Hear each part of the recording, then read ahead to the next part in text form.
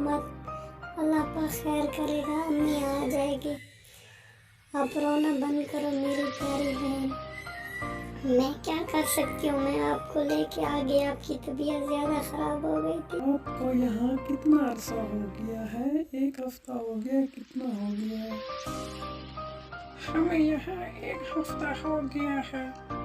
इस बच्चे की तबीयत कैसे खराब हुई? बस हम बाहर खेल रहे थे, इसकी तबीयत खराब हो गई अचानक से। मैं इसको एम्बुलेंस में इधर लेके आ गई अस्पताल में।